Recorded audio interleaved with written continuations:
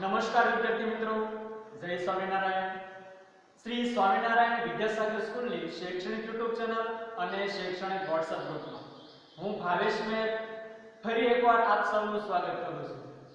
વિદ્યાર્થી મિત્રો, YouTube channel સાથે જોડાયેલા રહેજો. માહિતી જે કાંઈ વિડીયોની મોકલવામાં આવે છે તમને શરૂઆતથી અંત સુધી પૂરેપૂરો અભ્યાસ કરો.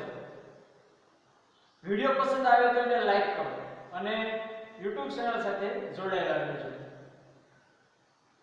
છેલ્લા તાસમાં આપણે વ્યાકરણ અને લેખન ના મુદ્દા અંતર્ગત લેખનના મુદ્દાની વાત કરી રહ્યા હતા અને પદ્યાર્થ ગ્રહણનો મુદ્દો છે આપણે છેલ્લે સમજ્યા. વોટ્સએપ ગ્રુપ દ્વારા તમને લેખન અથવા વ્યાકરણની બુકમાં લખવા માટેની પીડીએફ ફાઇલ, પદ્યાર્થ ગ્રહણ કરતી વખતે ધ્યાનમાં રાખવાની બાબતોની વિગત અને પદ્યાર્થ ગ્રહણના કેટલાક નમૂનાઓ ઉપરાંત તમને સ્વાધ્યાય માટે પદ્યાર્થ ગ્રહણના કેટલાક કાર્યપંક્તિઓના નમૂનાઓ મોકલવામાં આવ્યા. સમયસર તમારું કાર્ય કરતા રહેજો. કે પછી સ્વાધ્યાયને લગતું હોય, બાકી નોટને લગતું હોય, વ્યાકરણ બુકને લગતું હોય કે પછી તમારી એકમ કસોટી સાથે સંકળાયેલું હોય. આજે આપણે લેખનના એક નવા મુદ્દાની વાત કરવાના છીએ જેનું નામ છે વિચાર વિસ્તાર, જેને આપણે અર્થ વિસ્તાર પણ કહેતા હોઈએ. વિચાર વિસ્તારનો મુદ્દો તમે ધોરણ 5 ની ભણતા આવ્યા છો. ધોરણ 5, 6, 7, 8, 9, 10, 11, 12 આ બધા ધોરણમાં તમારે વિચાર વિસ્તારનો મુદ્દો છે એ ક્યાંક ને ક્યાંક પરીક્ષામાં પૂછાય છે. અને વિચાર વિસ્તારમાં આપેલી જે પંક્તિઓ હોય છે એ એવું પણ બની શકે તમારા અભ્યાસક્રમ ઉપરાંતની હોય અને કાવ્ય ન હોય તો એ કોઈ કહેવત પણ હોઈ શકે, કોઈ સુભાષિત પણ હોઈ શકે, કોઈ એવો શ્લોક પણ હોઈ શકે. તો વિચાર વિસ્તાર કઈ રીતે કરવો એના માટે જેમ આપણે પદ્યાર્થ ગ્રહણ કરવા માટે ધ્યાનમાં રાખવાની બાબતો ભણ્યા હતા એમ વિચાર વિસ્તાર કરતી વખતે પણ કેટલીક બાબતોનું ધ્યાન રાખવું પડે. જો એકલી બાબતોનું આપણે ધ્યાન રાખીએ તો વિચાર વિસ્તારના ઓછામાં ઓછા માર્ક આપણા કપાય. એટલે આજે આપણે વિચાર વિસ્તાર કરતી વખતે ધ્યાનમાં રાખવાની બાબતો કેટલીક જોવાની છે. ત્યારબાદ વિચાર વિસ્તારનો એક નમૂનો આપણે જોવાનો છે કે વિચાર વિસ્તાર કઈ રીતે કરી શકાય. સામાન્ય રીતે તમે વિચાર વિસ્તારનો મુદ્દો છે પરીક્ષા સમયે કોઈ લગભગ વાંચતા નહીં હોય. શા માટે? કારણ કે આપણે એવું વિચારીએ છીએ કે આવશે એટલે આપણે લખી નાખીશું. પણ આવી રીતે તૈયારી કરવાથી તમારા વિચાર વિસ્તારના માર્ક પૂરેપૂરા તમને મળતા નથી. અથવા તો આપણે જે કન્ટેન્ટ તરીકે વિષય વસ્તુની સામગ્રી આ મુદ્દા અંતર્ગત લખી છે એ સામગ્રી ખોટી લખેલી છે. તો આવા કેટલાક કારણોસર તમારા માર્ક છે કપાતા હોય છે.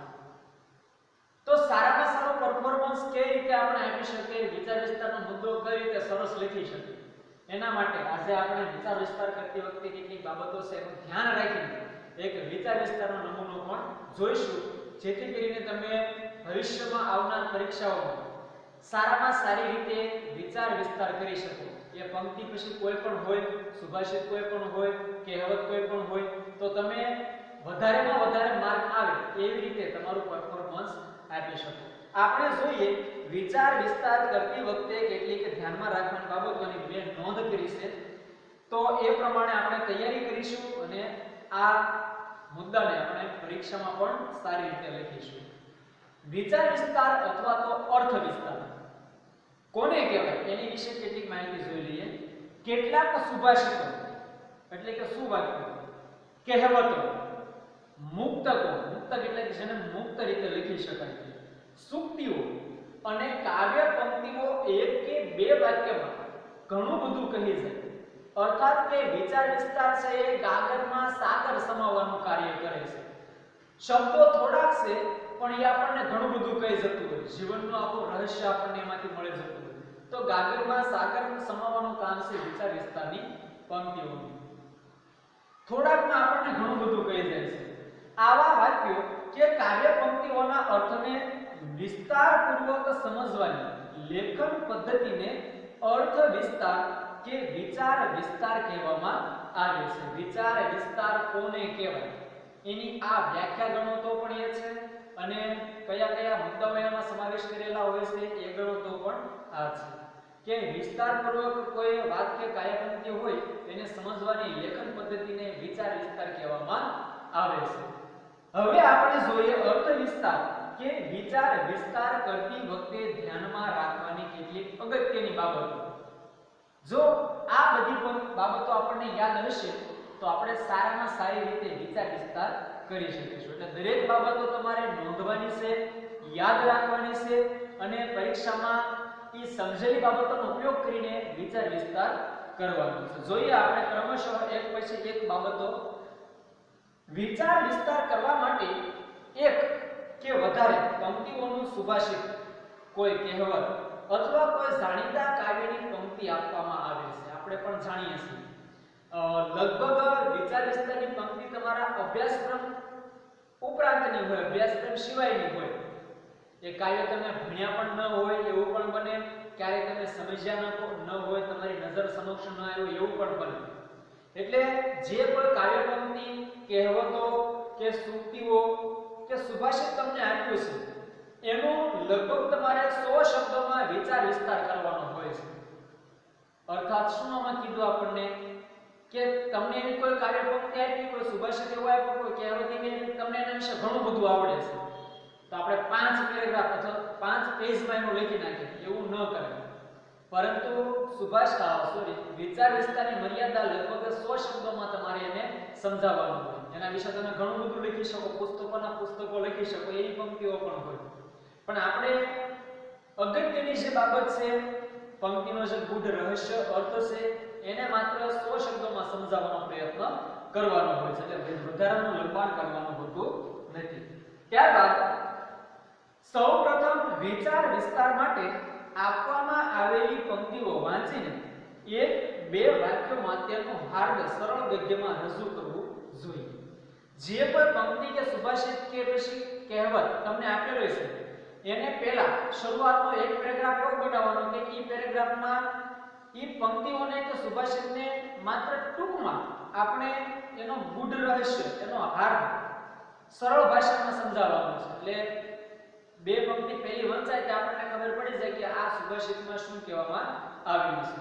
ઘણીવાર એવું પણ બને કે સુભાષિતમાં, કાવ્ય પંક્તિમાં, કહેવતમાં એવા શબ્દો વપરાયેલા હોય કે એનો અર્થ આપણને ન આવડતો, ત્યારે આપણે અનુબંધનો ઉપયોગ કરીને આ પંક્તિ શું કહેવા માંગે છે તેનો અંદાજ લગાવીને એ પંક્તિઓને સમજાવવાનો પ્રયત્ન કરવાનો હોય છે. ત્યારબાદ આપેલ પંક્તિ અથવા તો પંક્તિઓમાંથી જુદા જુદા શબ્દો ક્રમાનુસાર લઈ તેનો અર્થ વિસ્તાર કરવો જોઈએ. જે પંક્તિ તમને આપેલી છે એ પંક્તિઓના શબ્દોને સમજીને ક્રમશઃ શબ્દો મૂકીને એને અર્થ વિસ્તાર અથવા તેને સમજાવવાનો પ્રયત્ન કરવાનો છે. અર્થ વિસ્તાર કરતી વખતે જીવન, સાહિત્ય, ઇતિહાસ અને પુરાણોમાંથી પ્રસિદ્ધ ઉક્તિઓનો સંદર્ભ કે સમર્થન માટે ઉપયોગ કરી શકો.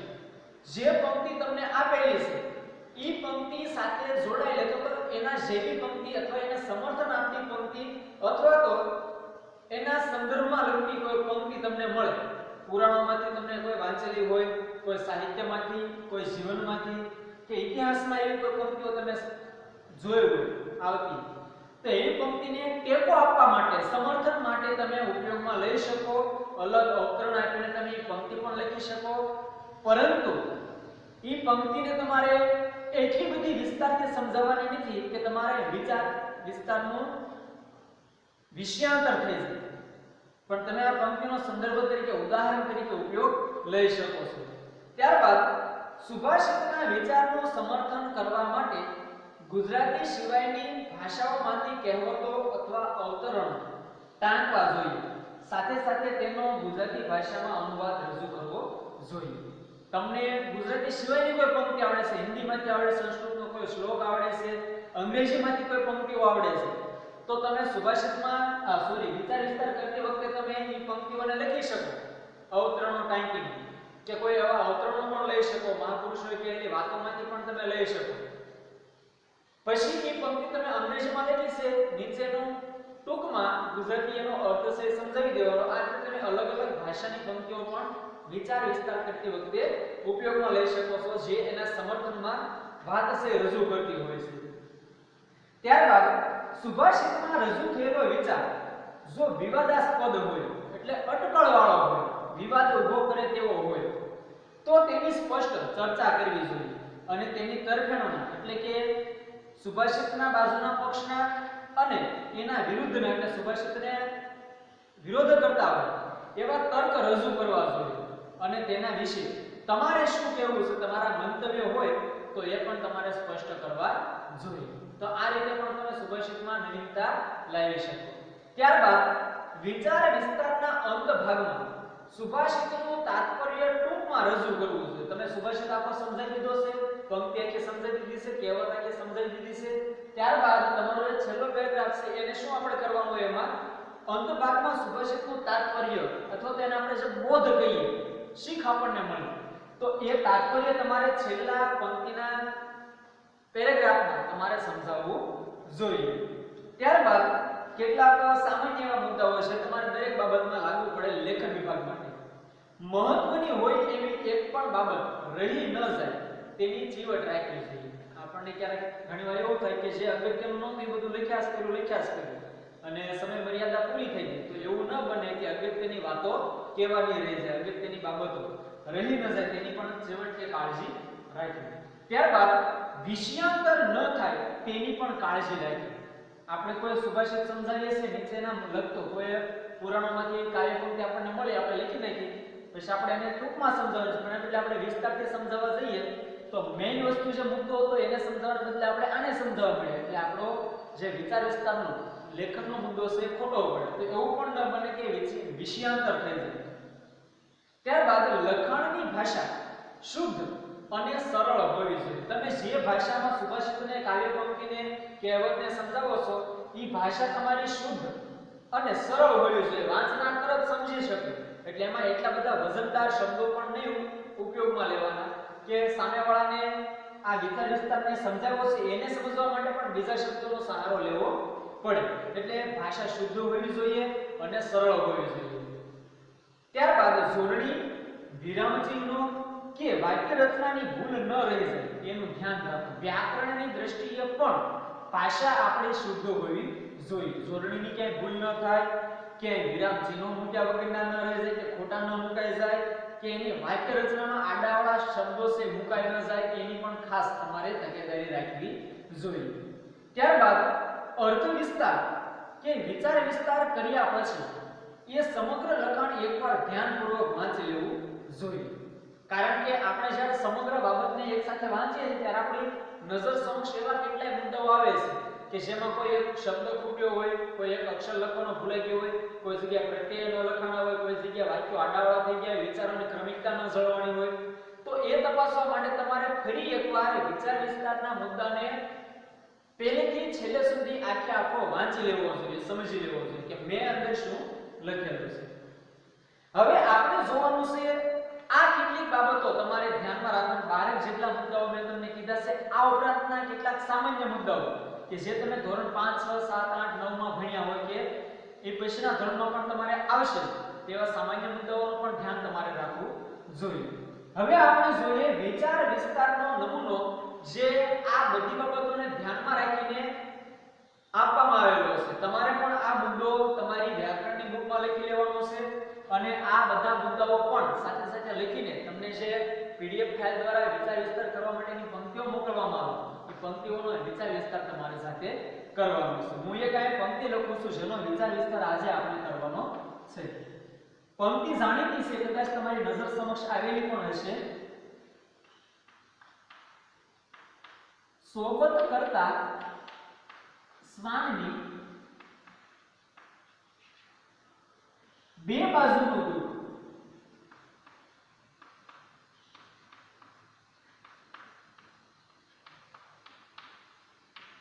સોબત કરતા શ્વાનની બે બાજુનું દુઃખ ખીજ્યું કરડે પીંડી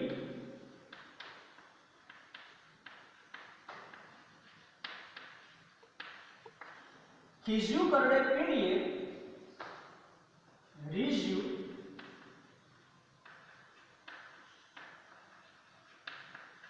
ચાટે મુખ. સોબત કરતા શ્વાનની બે બાજુનું દુઃખ ખીજ્યું કરડે પીંડીએ રીઝ્યું ચાટે મુખ. સૌથી પહેલા મુદ્દામાં આપણે શું ભણ્યા હતા કે આપવામાં આવેલી પંક્તિને પહેલા સમજવાનો પ્રયત્ન કરો. એમાં કયા કયા શબ્દો છે, શબ્દોના શું અર્થ થાય છે આપણે જોઈએ. સોબત એટલે મિત્રતા, ભાઈબંધી. કરતા શ્વાનની, શ્વાન એટલે કૂતરું. સોબત કરતા શ્વાનની એટલે કે કૂતરા સાથે મિત્રતા કરતી વખતે બે બાજુનું દુઃખ, એટલે હંમેશા આપણને દુઃખ મળે બે બાજુથી. ખીજું કરડે પીડી, જો કૂતરું સે ખીજાયેલું હોય, ગુસ્સે થયેલું હોય, તો એ શું કરે, આપણને પીડીએ. પીડી એટલે પગના જે સાંધાનો ભાગ છે પાણી ઉપરનો તે, ત્યાં આપણને કરડે છે, બચકું ભરે છે. રીઝ્યું ચાટે મુખ, જો એ આપણા સાથે બહુ હળી મળી ગયું હોય અથવા તો એને બહુ લાગણી ઉભરાણી હોય, ભેદ ઉભરાણો, તો એ આપણે શું કરે, મુખ ચાટે છે, એટલે આપણને જીભ વડે ચાટવા લાગે છે. એટલે ખીજ્યું હોય તો પણ અને રીઝ્યું હોય તો પણ બે બાજુથી આપણને તો શું મળે છે, દુઃખ. તો આ રીતે પહેલા આપણે પંક્તિને સમજ્યા, ત્યારબાદ તમારે પહેલો પેરેગ્રાફ છે આ પંક્તિની સામાન્ય સમજૂતી સંદર્ભે લખવાનું છે. આપણે શું કરીશું, વિચાર વિસ્તાર પેરેગ્રાફ પાડીને આ પંક્તિઓમાં કવિએ કૂતરાના ઉદાહરણ દ્વારા સમજાવ્યું છે કે હલકા માણસની સોબતથી હંમેશા નુકસાન જ થાય છે. આ એનું હાર્દ છે કે હલકો માણસ જો આપણે મિત્રતા એની સાથે કરીએ તો આપણને હંમેશા નુકસાન થાય છે, એનાથી કોઈ ફાયદો થતો હોતો નથી. હવે એની મુખ્ય બાબત રજૂ કરવાની છે. આપણે પેરેગ્રાફ પાડીને કૂતરાની સોબત કરવામાં આપણને બંને રીતે નુકસાન થાય છે. જો તે આપણા પર ખીજાય તો આપણને કરડે છે, કૂતરું આપણને ખીજાયેલું હોય તો કરડે છે, બટકું ભરે છે. અને જો તે આપણા પર ખુશ થઈ જાય તો આપણું મોં ચાટવા લાગે છે. ખુશ થયેલું હોય, આપણે નજીક જઈએ તો આપણા મુખ ઉપર જીભ વડે ચાટવા લાગે છે. એનામાં પોતાનો વહાલ પ્રગટ કરવાનો ઉમળકો છે, એટલે એને જે બીજા વ્યક્તિ પ્રત્યે વહાલ છે એ પ્રગટ કરવાનો ઉમળકો અંદરથી હોય કે હું આ વ્યક્તિને વહાલ કરું, પણ એનામાં વિવેક નથી કે કઈ રીતે વહાલ પ્રગટ કરે. હવે પેરેગ્રાફ પાડવાનો, જ્યારે તમારો કહેવાનો વાતનો ભાવ બદલાય ત્યારે આ બાબત આપણે આગળના મુદ્દાઓમાં ભણી ગયા છે. આ લેખક વિભાગ માટે અનિવાર્ય બાબત છે, દરેકમાં લાગુ પડે તેવી. આપણા સમાજમાં પણ આવા કેટલાક નાદાન માણસો હોય છે. સમાજમાં પણ આની જેવા નાદાન એટલે કે વાતમાં ભળી જાય અથવા તો બીજાની વાત માની લે ભોળા હોય તેવા નાદાન માણસો પણ હોય છે. તેમની મિત્રતા પણ આપણને ક્યારેક મુશ્કેલીમાં મૂકી દે છે. એની સાથે જો આપણે મિત્રતા કરીએ તો આપણે પણ ક્યારેક ને ક્યારેક મુશ્કેલીમાં પડી જઈએ.